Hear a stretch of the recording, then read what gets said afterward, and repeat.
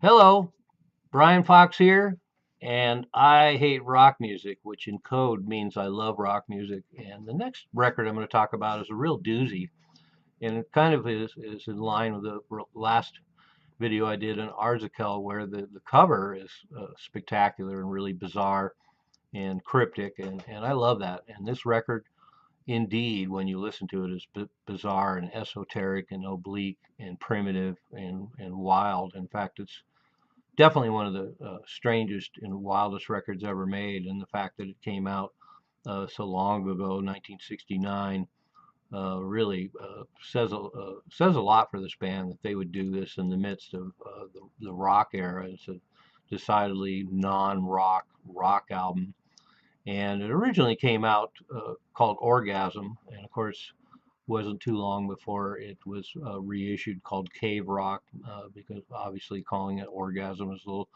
controversial. But the band was Austin Grasmere, Sal Salgado, Vince Hawley, and Brian Elliott. And I guess those three members I mentioned last were in more of a pop blues band, and Austin Grasmere was involved in perhaps getting them a deal and coming out with a record. But then he decided he wanted to do this wacky shit, and so he pulled these guys together, and they were all in on doing something this bizarre. And I think it's a stunning record in the sense that it combines noise rock, if you can call it rock, a little bit of no wave, and then definitely industrial. And that's one of the most fascinating things about the record, that when you get into the industrial stuff, it definitely is a precursor to things that non-rock that came out during the punk era, like Throbbing Gristle and Test Department and Nurse with Wound and bands like that. And so, in a lot of ways, the record it's a hard listen. It's a challenging listen.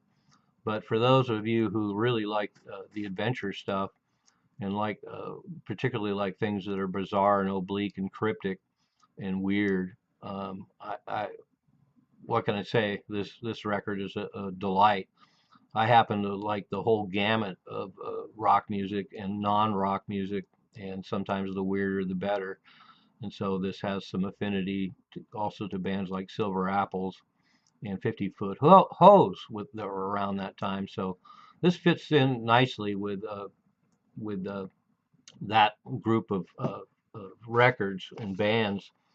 And once again, like the Arzicle record, the song titles really reveal a lot about the headspace of the band, and these guys were definitely in a weird headspace. So not only is the cover extremely compelling and strange, but the lineup of songs is pretty wild. Caledonia, of course, has been singled out as one of the most important singles that ever came out, and it starts with some bagpipes and some noise, and there's some violin buried in there. It has a real industrial beat, and the vocals remind me of the Residents of all things. So this is kind of a precursor to territory that the Residents mind as well. So then you get into the really wacky stuff. Caledonia is probably the most conventional thing on the record, and there's not much conventional about it ultimately. But compared to the rest of the record, it's pretty straightforward.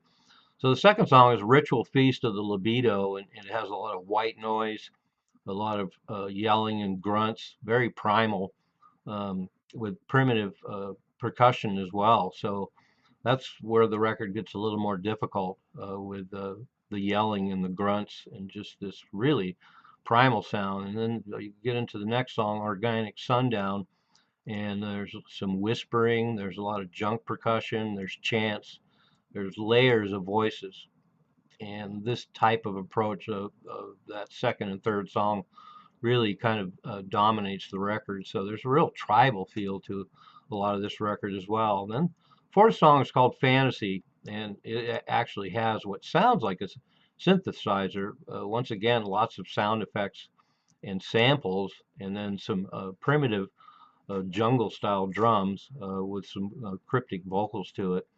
And then the fifth song is Crow of the Black Tree, and it's even more conventional in Caledonia in a way. There's actually an acoustic guitar, so they take a little break from the wall of noise, but it has a twisted harmony and there's a lot of wailing in it, so it's uh, at least a little tempered and has this acoustic guitar, but then it goes out into La La Land as well.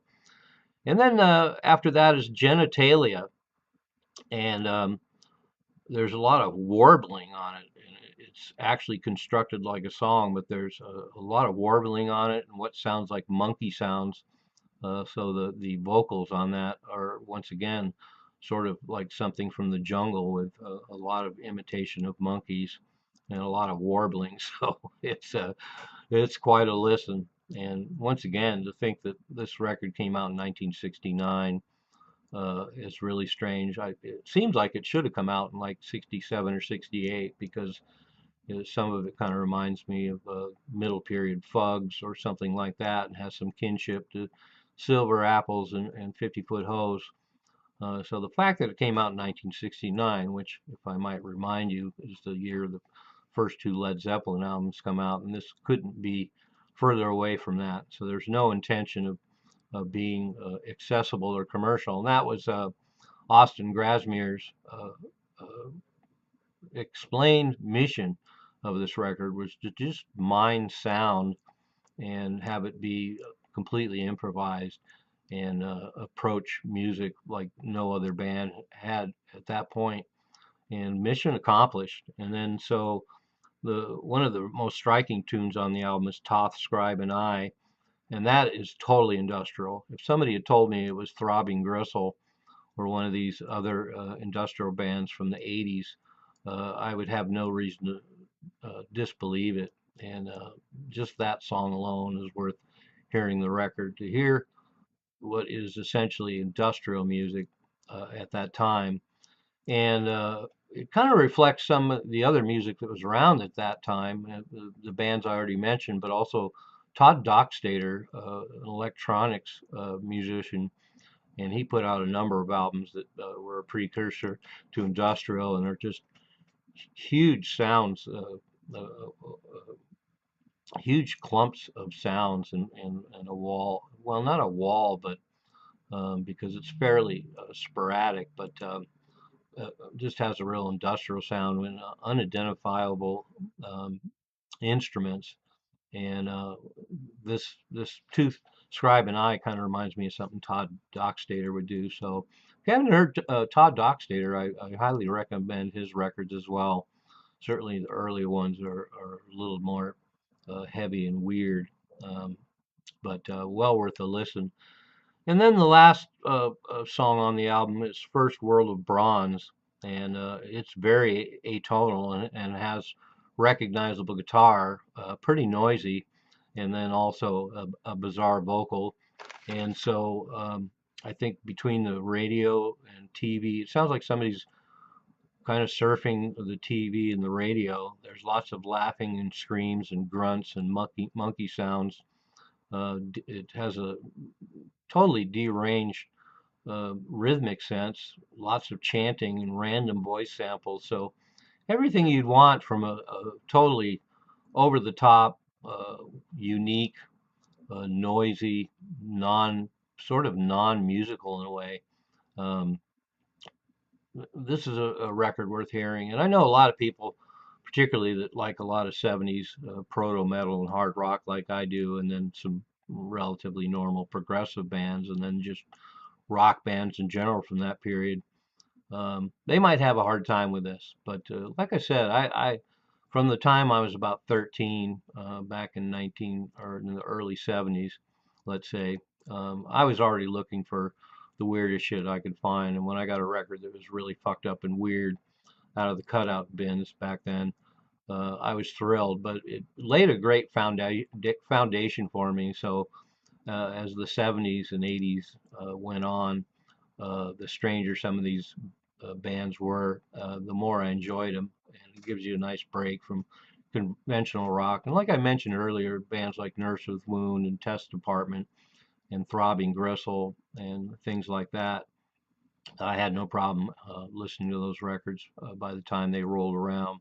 And in fact, it kind of reminded me of Cro-Magnon when I heard a bunch of that stuff before. And sometimes that happens a lot. I'll hear a new band and I'll know exactly what their influences are or what the trajectory was that led from a record from 1969 to a record in 1982. But if it sounds intriguing at all, check it out. I certainly understand if somebody listens to this record and says no thanks, because it really tests the listener. But for those of you who want to go down that dark path on the brink of madness, then Cro-Magnon is a record you have to hear. I'm Brian Fox. Thanks for watching. I hate rock music, and I really mean that. I really appreciate a lot of the subscribers I've gotten in the last year or so. Things have really picked up, and I really appreciate the compliments I get. I know a few listeners, few people that watch my videos are pretty brutal in their criticism of what I do, and so I really appreciate, and I especially appreciate when I get comments. I love getting the comments. So everyone feel free to comment. There you go, Cro-Magnon, well-named band, totally fucked up cover, totally fucked up music. Enjoy.